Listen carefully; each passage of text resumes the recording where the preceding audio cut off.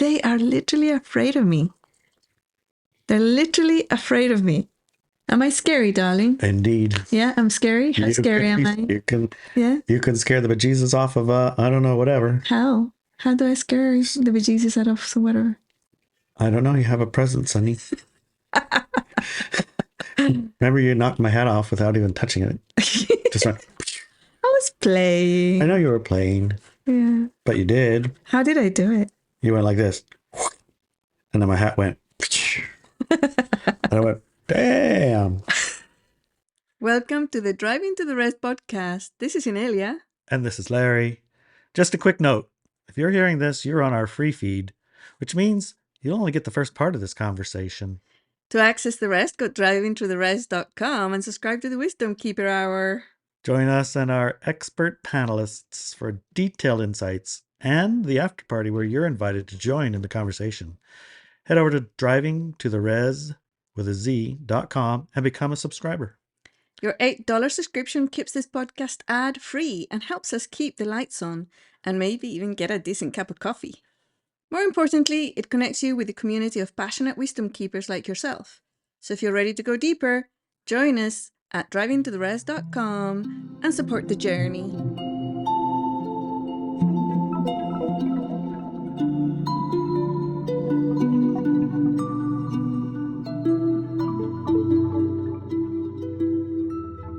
When wisdom keepers and seekers meet up. Yeah, that's a good title. Mm-hmm. This week's interesting week. It has been very interesting. So I'm going to read part of the article and then we can discuss different things that come up. That sounds good. And just a reminder, the Wisdom Keeper Hour that comes as a behind the paid wall, $8 a month. You get dozens and dozens of interesting topics, deep dives into situations and things that we're not allowed to say out loud in the public realm. A lot of woo subjects. And this week we're going to be talking to two of our panelists who are presently traveling in Europe, meeting up with other Walk With Me Now members. Yes. Right? Walk With Me Now is my platform. All right. Let me just read some and then we can talk about it. This has indeed been an intriguing and interesting week. To begin with, a lot of clarity has been coming my way about the nature of the split. The light-dark paradigm, the light paradigm, and the dark paradigm. That's like a three-way split? Light-dark, light-dark. Yeah, it's a three-way split, yeah. Ooh. I always thought it was two. Well, what we experience, I think, is a two-way split. But I think generally speaking, we experience it as a two thing, like light or dark. Mostly people think of it as light or dark, not light and light dark. Exactly. So yeah. It's light and light dark. Mm-hmm. And you could say the reality that most of us experience on a daily basis is a light dark. Yes. And do any of us experience a dark? I think a lot of people are deeply embedded in just darkness, But there's still a little light in there, or they're just like full on in dark? It really much depends. There's a very few amount of humans on the planet who are dark beings. They don't even have a smidgen of light in them. So I would say for them, they purely exist in the dark paradigm. Okay. But for most people, even if they're completely embedded and submerged in darkness, there's still that little spark in their soul that is made of light. So, okay. And their bodies too. He's agreeing. He agrees. Yes, that's right. Yeah.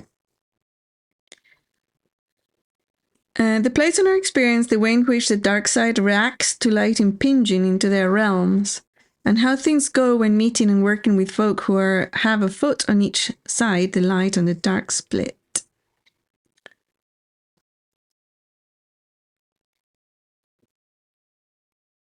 Do you know what that means? Well, it's like I understand it to mean that sometimes we are expressing our light side and we engage with people who are straddling the whole, like the dark too, drama teaches me stuff and these hard lessons are great and, this kind of stuff. So if you're like leaning or generally going or accessing reality through the light side of the paradigm and you interact clearly with people who are not or are in light dark or maybe even dark part of light, then it's pretty obvious what happens is like these aren't compatible. They're not compatible. Realities. It's like can't hear you, you can't hear me, and the part you do hear, you've interpreted to mean you're engaged in a dark game and pretending to be light. Yeah. For instance. For instance, yeah. You agree? Yeah, she totally is into it. Okay. So these are the messy part about having a split, right? Yeah. So, recently, Walk With Me Now, and one of the homeworks was to invite at least one person, and not just invite them, but bring them into Walk With Me Now. Yep. My platform. Yeah. Right? And I don't think I've had it heard, or nobody has posted, hey, everyone, meet my friend or meet this person I brought in. Right. Right? I don't think none of the members Nobody succeeded. have succeeded in bringing just one person in. Right. And it's like they have all these, quote, excuses, unquote, as to why not. We'll just call them reasons. Okay, we'll say that they list all these reasons, right? Yes, they have reasons. And there's like dozens and dozens of reasons why not. But there again, they're there, right? They're there. Yes, they themselves are there. Uh-huh. So despite those reasons. Despite the reasons, yeah. And behind the thoughts behind giving this homework to everyone was to look at the reasons of why is it when there is a location on the planet, on the internet, where a person can have hundreds of hours of wisdom keeping at their disposal, and many individuals that are extremely amazing, they're ready to discuss things with them and explore things with them, study things with them. 99% of the time when you bring in or engage with the topic of some form, it's met with the light interpretation rather than what are they trying to get out of me here? It's like at Walk With Me Now, you don't share data or information, and it's like some form of I understand you're manipulating me or trying to make power over me. And it's like that never goes there. That never goes there, right? You post it on, Facebook or YouTube or something like that, and you get like 80% or 20% or some percent are like you're trying to take advantage of us, or are you a cult leader? You're a cult leader or whatever, this kind of negative interpretation. And it could be just AI's interpretations, but it's still. We did see we have talked about the AIs in Facebook before and YouTube too. Right. Leaning the frequency of the interaction. Yes. And using the comments as, a part of the interaction. Right. Anyway, it doesn't we don't have a lot of AIs at Walk With Me Now. So far, trying to lend the conversation into a negative way. Right. We don't actually have any. Not just not many. None. Right. But that is an interesting thing, isn't it? Yeah. When you look at it. I was meditating on the meaning of Walk With Me Now. WWMN. For those of you who don't know, Walk With Me Now is my online platform. It is dedicated to wisdom seekers and keepers, a way to directly interact with the individuals of the known earth who are fearless, authoritative, strong and in their independent, sovereign path, and have a strong sense of mission. The team and I have had to overcome a mountain of firewalls, limiting programs, and untold barriers to not just form Walk With Me Now in 2014, but also to keep it going for the past 11 years. I didn't want to form Walk With Me Now to begin with. but I did it as a leap of faith at the request of our larger awareness, the human collective. Right, and it's like it's not like, it's a little bit of reluctance, right? It's like you're reluctant to do that. It's not like, what do you want to do today? I know what. I want to create an online community of whatever's. Yeah, although Place it and align it and make it so that it only has high frequency allowed, and create the energy bundle and do all this work. And then, that's what I want to do today. well, a lot of people do want to do that. They want that experience, but I didn't. You're talking about making it. And you don't even want that experience. No, I'd never wanted that experience, no. If we were to like, what's the highlight of your day? What do you want to do today? You might like want to write some book. Yeah, actually, it is talking to Walk With Me Now members on Telegram and reading all the stuff they're up to. It has changed. Yes, yeah. Right. Yeah, and that's the interesting part, is like the part where forming it and creating it and making it, not so much, it wasn't even on your list of things that would be a part of your what you want for a day. Mm-mm. But as it's grown, it has become a large part of what makes a day a good day. Cool. Yeah, exactly. Yeah. Well, I thought if the human collective thinks we're ready for an incorruptible group, I will surely give it a go. If we thought of Walk With Me Now, if the thought of Walk With Me Now insults you in any way, or makes you afraid that it is a cult, run, unsubscribe, remove yourself from my list and my field of awareness. It's funny because, a lot of videos will say subscribe and ding, ding, ding, ding, whatever's, and like my video. Yeah. And I say the opposite. I say, if you feel afraid of me, go away. You don't like what I'm saying? Leave. Go away. Because you're not interested in whatever we're doing. Literally, if somebody thinks that Walk With Me Now or me are cults, they are literally afraid of me. They're literally afraid of me. Am I scary, darling? Indeed. Yeah, I'm scary. How scary am I? You can scare the bejesus off of I don't know, whatever. How? How do I scare the bejesus out of whatever? I don't know. You have a presence, honey. Remember, you knocked my hat off without even touching it. Just went. I was playing. I know you were playing. Yeah. But you did. How did I do it? You went like this. And then my hat went. And I went, damn. I was just playing. I know you're just playing. And then we're watching a scary movie. We're watching a scary movie, and I'm sitting there, and I get to try to scare you. Boo, boo, boo. Nothing happens. Yeah. And then I stop. You get me like that fast. So yeah, you got I'm scary. You're scary. Are you saying I'm an evil person? No, you're just good at startling me and knocking my head off without touching it. Are you saying I'm a violent person? Well, I haven't seen you commit any violent acts, so no. All right. Anyways, that's quite interesting, isn't it? Very different. Mm-hmm. If you're still listening, wondering why I would not just write that sentence above, but fill it with mystical force. Did you feel it? Did you feel the mystical force? Force that makes your hat go flying. Uh-huh. Indeed. Then there is the reason. Walk With Me Now is not created for or by victim-minded individuals. If a person puts me or calls me a cult leader, pushing all of their victim-aggressor energy onto me, then they are the person I have zero interest in. You're not interesting if you think that. That person does not believe in independent thought, sovereign power, mature awareness, or the capacity for wisdom keepers continuing to seek wisdom and banding together to create a new Alandalu on Earth.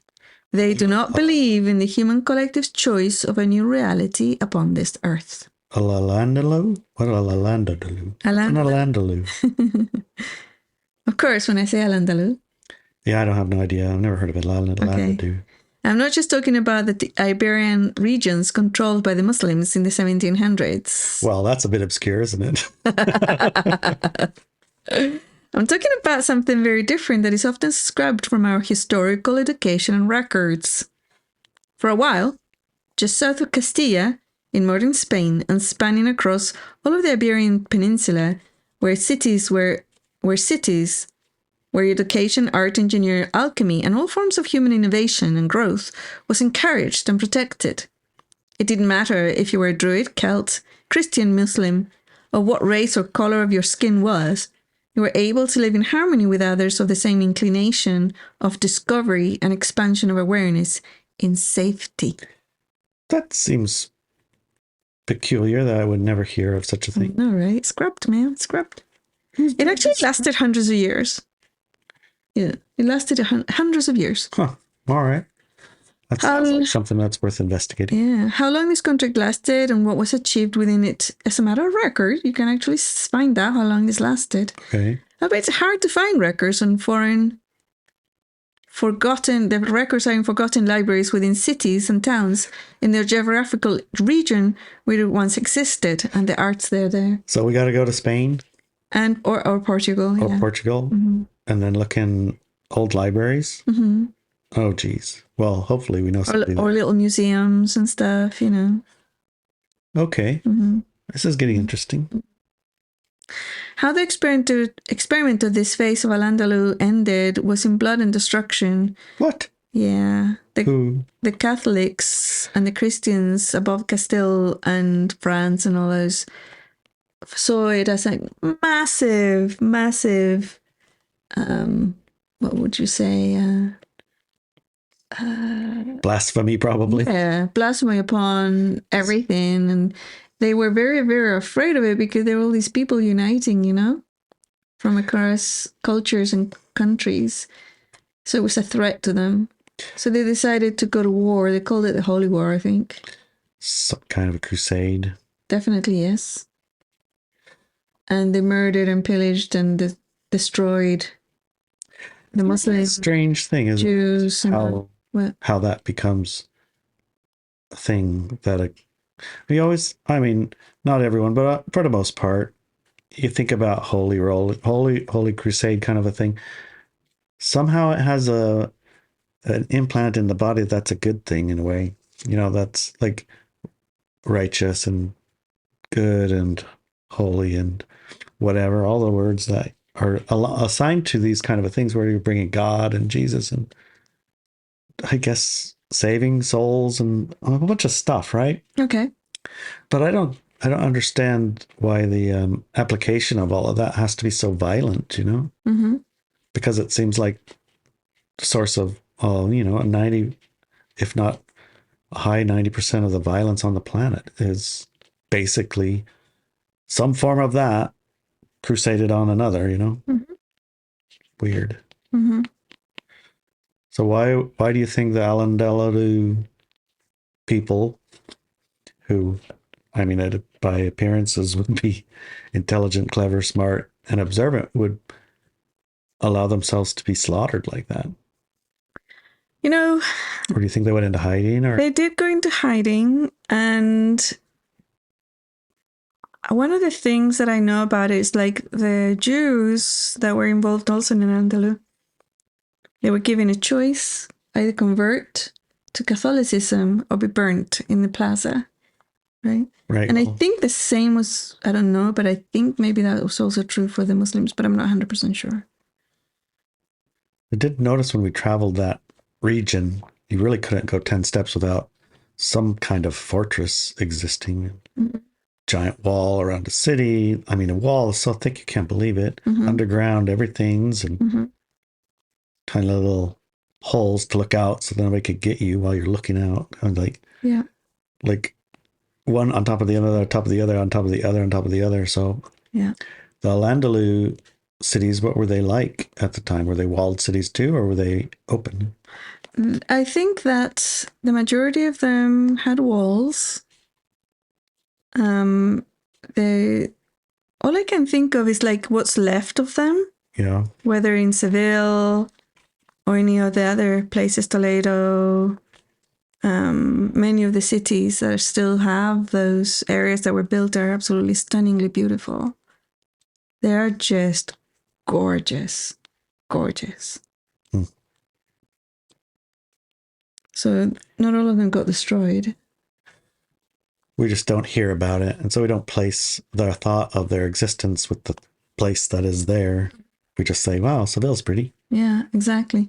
And then there was the Jewish quarter, the Muslim quarter, and Christian quarters, which were neighborhoods that where the different religions lived among their own culture without having to be assimilated to any other culture.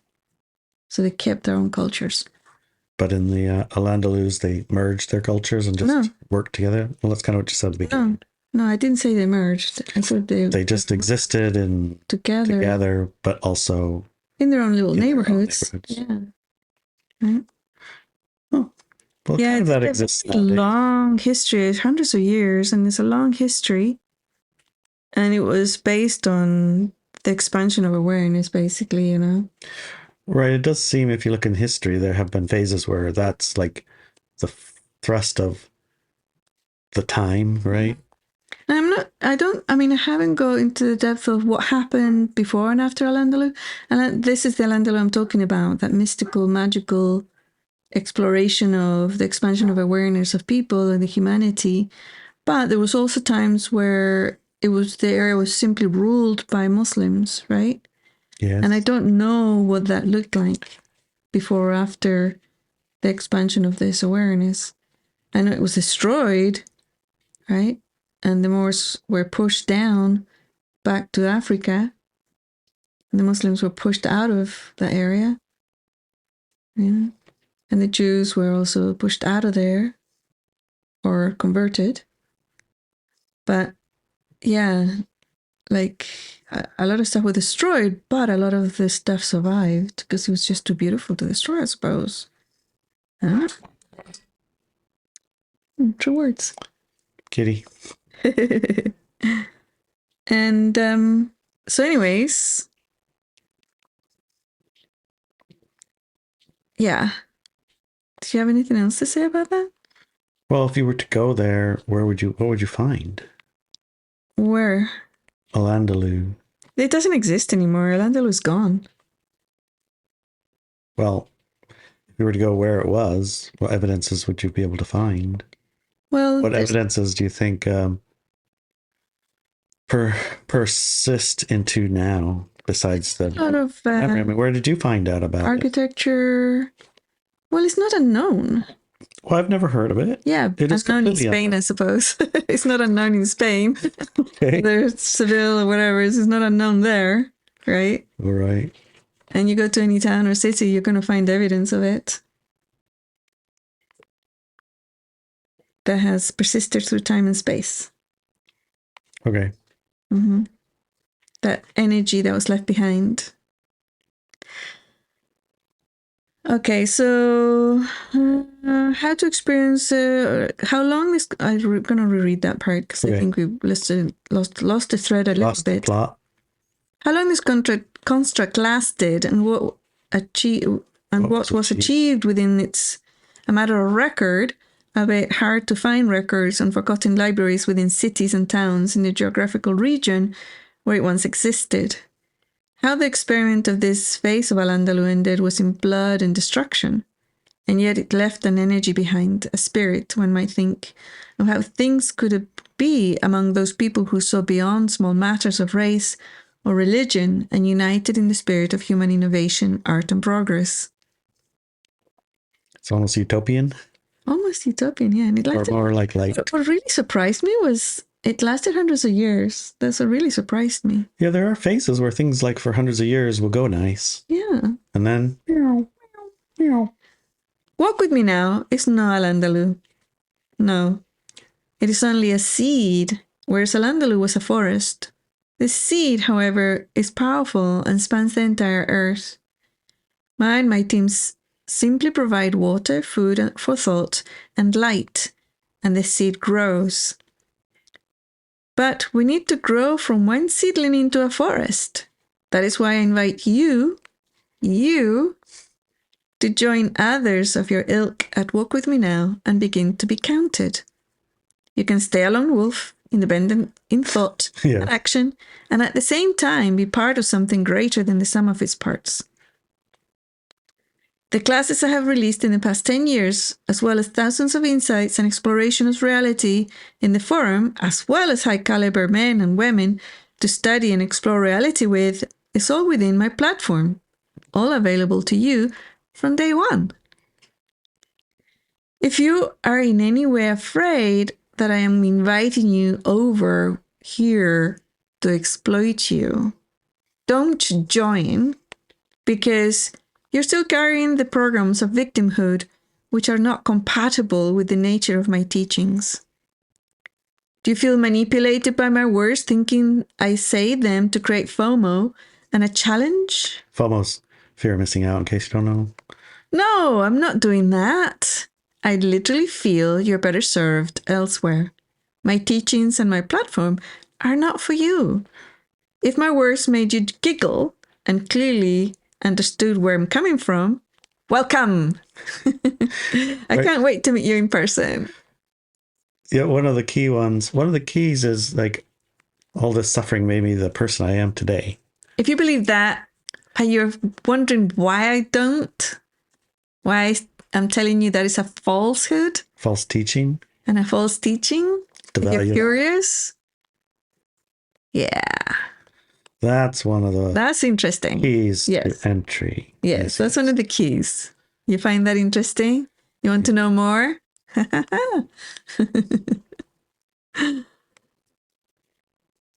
Anyways, this week on drivingtotherest.com that you're listening to right now, Larry and I will be talking to two of our second hour panelists, Dr. Kara and Ash, and they meet up with other Walk With Me members in no other than the land where the mystical, magical Al-Andalus existed all those centuries ago.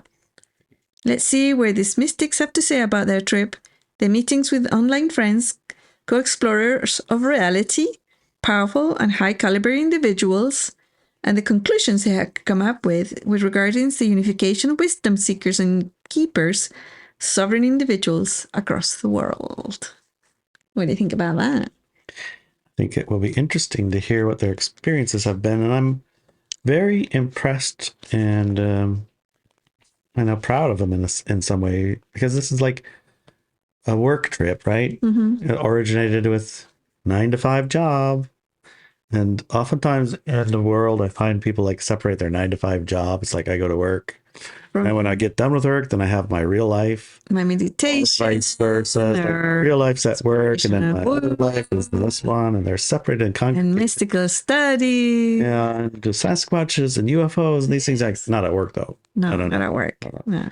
So this is one of those. It is work, a work trip, and the invitation was, oh well, let's include our mystical life in our work, and made a little invitation to those that they know there and those that they know here to meet up in Portugal, and let's do a little workshop too about reactivity training. Yeah, which is one of my tools. One of our tools. The tool you brought in and taught us with. One of the favorite parts of that reactivity training is learning how to not be quite so, reactive to just like little triggers. Yeah. Some of the best ways to test that reactivity is with dad jokes. With dad jokes. Dad jokes are like a classic reactivity training tool. Yes, dad jokes. I would be curious if you have one that comes to mind. A dad joke? Yes. There were a few that were examples, remember, because this one's going to be the European version. Yeah. Something about France. Was it? Do you remember any of them? No. Pull one up, honey. We'll pause for a second. So, okay. Give us a couple of examples. The job here is to try not to react. Don't laugh. I told my wife she was drawing her eyebrows too high. She looked surprised. Oh no, you reacted, honey. I'll try again. Okay.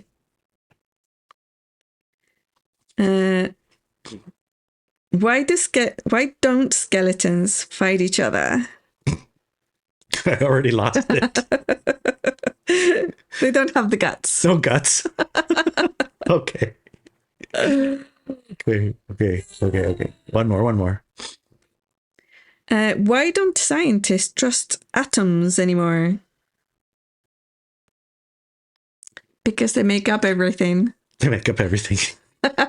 And then you believe it, huh? Yes. Oh, I love it. Well, it's going to be fun to talk to Ash and Kara and the maybe a few of who they meet up with. Yeah. And see how their reactivity training goes. See if they have any of these dad jokes that they have on their, standby list to get good reactions. Yeah. Should be fun. Okay, we'll see you in the next hour. And thank you for your support. If you subscribe for $8 a month, it makes a difference. Massive difference. Massive difference. Because, honey.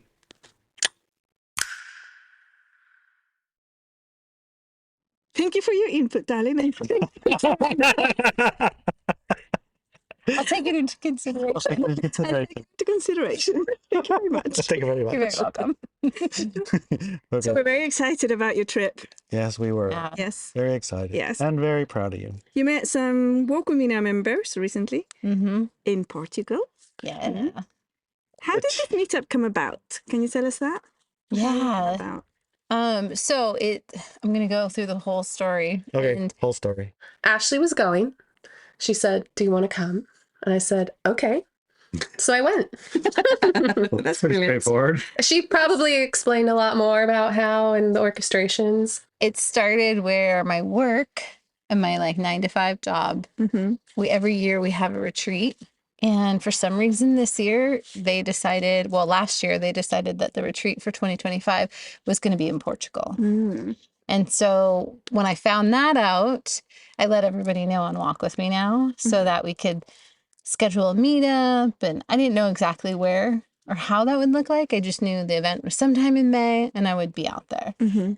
And so it's funny because Ileana and I then were planning to do a Wise Woman event.